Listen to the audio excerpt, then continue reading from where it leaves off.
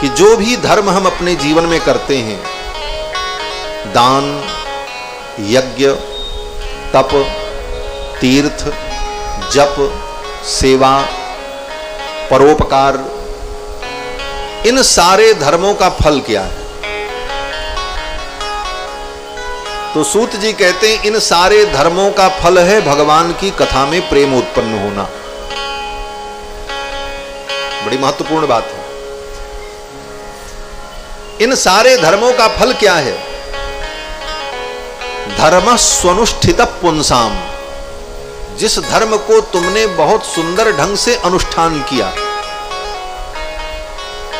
और उन धर्मों का अनुष्ठान करने के बाद विश्वक्सेन कथासु यह, भगवान की कथा में रति उत्पन्न नहीं हुई, तो सूत जी कहते हैं कि नोत्पादयेद यदि रतिम श्रमयेव हि केवलम, भगवान की कथा में तुम्हें प्रेम नहीं हुआ तो तुमने केवल परिश्रम किया, तुम्हें उन कर्मों का सही फल नहीं मिला। ये नोट कर लेना और आगे सावधान हो जाना। अगर आप धर्म करते हो, दान करते हो, पुण्य करते हो, व्रत करते हो, नवरात्रि व्रत, शिवरात्रि व्रत, एकादशी का व्रत, तीर्थ यात्रा, गंगा स्नान, गऊ की सेवा, आए हुए अतिथियों की सेवा, और ये सब करते हुए भी भगवान की कथा से अगर आपको प्रेम नहीं है, इसका मतलब ये सब जो आपने किया सब आपका व्यर्थ हो गया, व्यर्थ हो गया। क्यों? बोले भगवान की कथा में प्रेम नहीं हुआ तो सब व्यर्थ है। सूत जी कहते हैं नोत्पादयेद यदि रतिम, भगवान की कथा में रति नहीं हुई, प्रेम नहीं हुआ, तो श्रम एव ही केवलम, तुमने केवल श्रम किया, परिश्रम किया, अपना समय गंवाया, अपनी वस्तु गंवाई, अपना श्रम आपने किया। इन सारे कर्मों का फल है भगवान की कथा में प्रेम। भगवान की कथा से आपको प्रेम हो गया, 3 घंटे 4 घंटे बैठकर भगवान की कथा आप दत्तचित्त होकर के सुन रहे हैं, इसका मतलब आपने जीवन में जो अच्छे कर्म किए वो सफल हो गए। आपके कर्मों की सफलता का यही परिणाम है, ये सूत जी कह रहे हैं। और फिर आगे सूत जी महाराज कहते हैं कि देखो, अब बड़ी महत्वपूर्ण बात कह रहे हैं जो आपके हमारे काम लायक। सूत जी कहते हैं हे मुनियों, मोक्ष चाहने वाले व्यक्ति को अनेक देवताओं की उपासना के चक्कर में नहीं पड़ना चाहिए। सूत जी कहते हैं मुमुक्षवो घोर रूपान हित्वा भूतपतिनथ नारायण कला शांता भजन्ति ह्यनसूयवा। मोक्ष चाहने वाले प्राणी को, अपना कल्याण चाहने वाले प्राणी को अनेक घोर देवताओं की उपासना के चक्कर में नहीं पड़ना चाहिए। डाकिनी, शाकिनी, भूत, प्रेत, बेताल, इन घोर देवताओं की उपासना नहीं करनी चाहिए। यह स्पष्ट निषेध किया। क्यों? बोले जैसे देवताओं की उपासना करोगे, मरने के बाद उन्हीं देवताओं को प्राप्त हो जाओगे। भूत की उपासना करोगे, मरने के बाद भूत बनना पड़ेगा। आजकल लोग भूत की उपासना बहुत करते हैं। किसकी? बोले वो कौन है? अरे वो शिरडी वाला बाबा, साईं बाबा, साईं बाबा जिसको कहते हैं, वो कौन है? मरा हुआ प्रेत ही तो, चांद मियां उसका नाम था। उस प्रेत की पूजा करने वाले लोग कहते हैं अरे साईं तो भगवान है, उसकी पूजा में लगे। मरने के बाद सब प्रेत बनेंगे, पक्की बात है। शास्त्र को समझो, सनातन धर्म को समझो। सनातन धर्म क्या? धर्म के नाम पर, श्रद्धा के नाम पर कहीं भी मत्था टेक देना ना, कदापि नहीं। शास्त्र सम्मत भक्ति ही कल्याणकारिणी होती है, और शास्त्र सम्मत भक्ति नहीं है तो वह भक्ति उत्पातायोपकल्प्यते, वह उत्पात को उत्पन्न करती है। ऐसे भूत प्रेतों की उपासना से कुछ नहीं मिलता। औघड़ की उपासना, भूत प्रेत की उपासना, मसान जगाना, ये सब क्या है? ये सब अज्ञान है। इस अज्ञान के कारण मरने के बाद वे लोग भूत प्रेत बनते। गीता में भगवान ने कहा है। इसीलिए मैं कहता हूं, अगर गीता ही व्यक्ति ठीक ठीक पढ़ ले तो उसको धर्म का बोध हो जाए। गीता के विशेष अर्थ को नहीं, साधारण अर्थ को भी समझ ले व्यक्ति तो उसका कल्याण हो जाए। लेकिन गीता लोग नहीं पढ़ते। कभी कभी मुझे बड़ी हंसी आती है, मैं शहरों में जाता हूं या कहीं जाता हूं, गांव में, शहर में, तो लोग बड़ी श्रद्धा दिखाते हैं तो हमको ला करके रामायण और गीता की पुस्तक भेंट करते हैं। तो मुझे बड़ा गुस्सा आता है। मैं कहता हूं मुझे भेंट मत करो, मेरे पास पूरी लाइब्रेरी भरी पड़ी है, हमने जीवन भर यही किया, दूसरा काम ही नहीं किया। ये तुम पढ़ो, मुझे भेंट मत करो, मुझे भेंट करने से तुमको पुण्य नहीं मिलेगा, इसको तुम अपने पास रखो और स्वयं पढ़ो। लेकिन लोग सोचते हैं महाराज महात्मा जी को ले जाकर के हम गीता भेंट करें, रामायण भेंट करें, ये एक अच्छा काम है। लेकिन उससे भी अच्छा काम है कि तुम स्वयं उसे पढ़ो, हमें भेंट मत करो। हमने तो जीवन भर अपने विद्यार्थी जीवन में जब भी पैसा मिला, विद्यार्थी जीवन में पैसा कहां होता है, लेकिन कहीं से अगर कुछ आया तो सबसे पहले दिमाग में यही आता था आप कौन सी किताब खरीदनी। कम से कम 10 लाख रुपए की लाइब्रेरी तो होगी ही हमारी अपनी खुद की। तो हमको पुस्तक देके क्या करो? उन पुस्तकों को आप पढ़ो। पुस्तक दान करने का महत्व तब होता है जब पहले उसका आदान करो। आदान माने लेना। पुस्तक में जो विषय है उसका स्वयं अनुभव करो, तब उस पुस्तक का दान करो, तब उसका पुण्य है? खाली पोथी बाजार से खरीद के लाए, बढ़िया कपड़ा में लपेटे और पोथी दान करते चलो, ठीक है, अच्छी बात है, लेकिन उससे भी अच्छी बात है कि हम उसका स्वयं स्वाध्याय करें। गीता में भगवान श्री कृष्ण कहते हैं कि देवान देव यजो यान्ति मद्भक्ता यान्ति मामपि। भगवान कहते हैं देवान देव यजो यान्ति। हे अर्जुन, ये तत्त देवताओं की उपासना करने वाले लोग मरने के बाद उन्हीं देवताओं को प्राप्त हो जाएंगे, उन्हीं देवता के चेला सेवक बनकर के पैदा होंगे और कई जन्मों तक उन्हीं देवताओं की सेवा में लगे रहेंगे।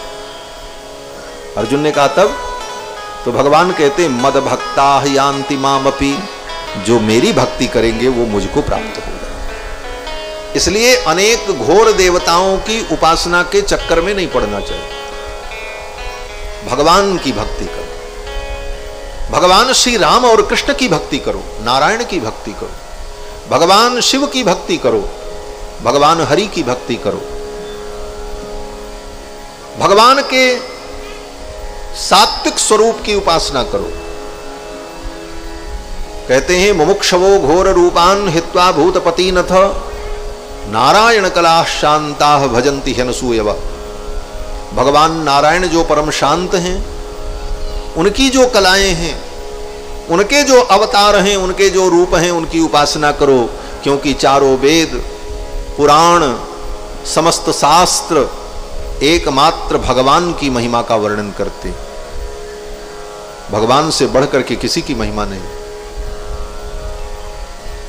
जैसे आपकी कोई समस्या हो तो आप अपनी छोटी सी समस्या के लिए कभी सिपाही के पास जाओ, कभी दरोगा के पास जाओ, कभी एडीएम के पास जाओ, कभी डीएम के पास जाओ। एक समस्या सॉल्व होगी, दूसरी समस्या आएगी, फिर कहीं जाना पड़ेगा। तो इन छोटे छोटे अधिकारियों के पास न जाने की अपेक्षा सीधे सीधे देश के प्रधानमंत्री से ही संबंध बना लो ना, फिर तो सारा देश तुम्हारा है। जहां जाओगे वहीं तुम्हारा काम फिट हो जाएगा, कोई चिंता नहीं। उसी प्रकार भगवान के चरणों की भक्ति करो तो सब देवी देवता तुम्हारे अनुकूल ही रहेंगे। हाँ, जा पर कृपा राम के होई, ता पर कृपा करे सब कोई। सब तुम्हारे ऊपर कृपा करेंगे महाराज, सब तुम्हारे ऊपर प्रसन्न रहेंगे। और भगवान प्रसन्न नहीं है तो कोई प्रसन्न होकर के भी तुम्हारा कुछ नहीं कर सकता, ये भी जान लो। रावण के ऊपर कौन प्रसन्न नहीं था ये बताओ? रावण ने ब्रह्मा जी को भी प्रसन्न कर लिया, भगवान शंकर को भी प्रसन्न कर लिया, बाकी देवी देवता तो उसकी आज्ञा का पालन ही करते थे, लेकिन उसने राम जी को प्रसन्न नहीं किया। और परिणाम क्या हुआ? बोले सब प्रसन्न होकर के भी रावण को बचा नहीं पाए। ये बात हनुमान जी ने कही कहां पर? बोले लंका में। रावण से ही कही, लंकेश इंद्रो महेंद्रो सुरनायको वा शंभु पिनाकी त्रिपुरांतको वा। हे लंकेश, इंद्र, ब्रह्मा, शंकर, ये सब मिल करके भी तुम्हारी रक्षा नहीं कर सकते। राम जी अगर कुपित हो जाएंगे, इसलिए अभी भी समय है, तुम राम जी की शरण में आ जाओ। त्वयि प्रवृत्ते मम किम प्रयासैः। भगवान अगर हमारी रक्षा के लिए प्रवृत्त हैं तो हमको कुछ करने की जरूरत नहीं, और भगवान अगर हमारी रक्षा के लिए प्रवृत्त नहीं है तो हम कितना भी प्रयास कर लें, कितने भी देवताओं को संतुष्ट कर लें, कुछ होने वाला नहीं। चारों वेद, 6 शास्त्र एकमात्र भगवान की महिमा का वर्णन करते हैं, और इसको आप जीवन में अनुभव करो। जब कोई व्यक्ति मर जाता है तो क्या कहते हैं? राम नाम सत्य है, गोविंद नाम सत्य है, कृष्ण नाम सत्य है। ये कोई नहीं कहता कि सूर्य नाम सत्य है, चंद्रमा नाम सत्य है, साईं नाम सत्य है, दुर्गा नाम सत्य है, गणेश नाम सत्य है। किसी अन्य देवी देवता का नाम नहीं लेते, भगवान का ही नाम लेते, क्योंकि भगवान परम तत्व है। ये सब उन्हीं के अंश हैं, उनसे अलग नहीं है, लेकिन महत्ता प्रधानता भगवान की। यहां तक हमारे आपके जीवन में अगर कोई कष्ट हो, बड़ी से बड़ी विपत्ति आ जाए, तो सबसे पहले किसका नाम निकलता है? आपके ऊपर बहुत बड़ी विपत्ति आ जाए, दुख आ जाए, तो आपके मुंह से यही निकलता, अरे राम ऐसा हो गया। राम का ही नाम निकलता है। किसी और का नाम निकलता हो तो हमको बताओ। किसी दूसरे के ऊपर भी विपत्ति आ जाए तो व्यक्ति यही कहता, अरे राम उनके साथ ऐसा हो गया, अरे राम। और दूसरा नाम उतनी सहजता से नहीं निकलेगा। मैं किसी देवी देवता की निंदा करने के लिए नहीं कह रहा हूं, न निंदा है, यहां तो भगवान की महिमा है।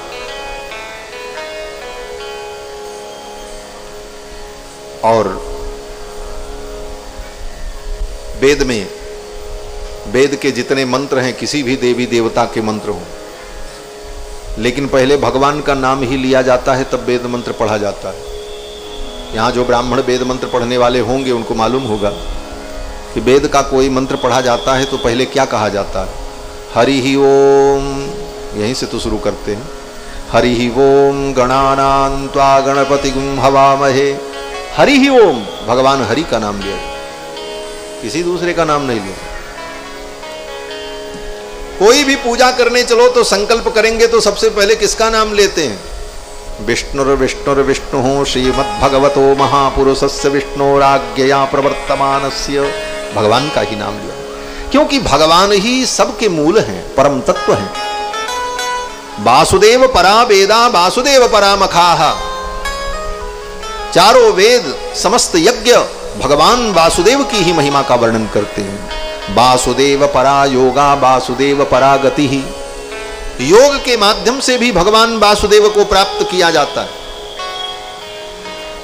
योग के भी ईश्वर भगवान है। जो योग करते हैं ना, अष्टांग योग, यम नियम आसन प्राणायाम प्रत्याहार धारणा ध्यान समाधि, तो अष्टांग योग में भी अंत में जब ध्यान करते हैं, और ध्यान जब स्थिर हो जाता है उसी को समाधि कहते हैं, तो वहां ध्यान किसका होता है? योग में भी अंत में भगवान का ही ध्यान होता है। इसीलिए कहते हैं योग हृद्यान गम्यम वंदे विष्णुम भवभयहरम सर्वलोकैकनाथम। योग में भी भगवान का ही ध्यान किया जाता है। क्यों? बोले योग के भी ईश्वर भगवान हैं और योगियों के भी ईश्वर भगवान हैं।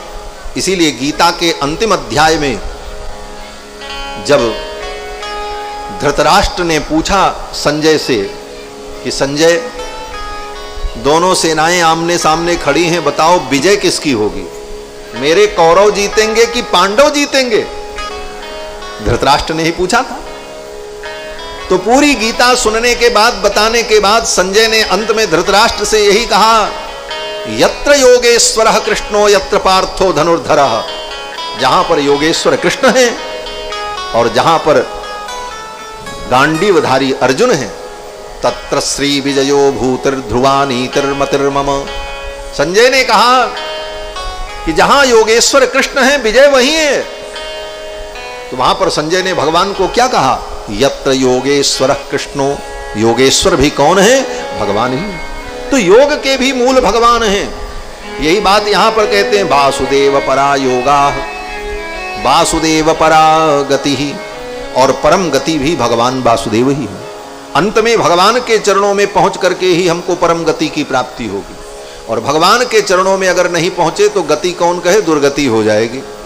इसलिए दुर्गति से बचने के लिए भगवान के चरणों की गति हमें प्राप्त करनी होगी, भगवान की शरणागति करनी होगी। वासुदेव परागति ही, वासुदेव परम ज्ञानम, वासुदेव परम तपः। भगवान वासुदेव ही परम ज्ञान है, भगवान वासुदेव ही परम तप हैं। वासुदेवो परो धर्मो, वासुदेव परो धर्मो, वासुदेव परागति ही। भगवान ही परम धर्म है, साक्षात धर्म है भगवान। धर्म भगवान से अलग नहीं है, भगवान ही धर्म के विग्रह हैं। रामायण में महर्षि वाल्मीकि लिखते हैं कि रामो विग्रहवान धर्मः, धर्म के साक्षात विग्रह हैं भगवान श्री राम। इस प्रकार से श्री सूत जी महाराज ने भगवान की महिमा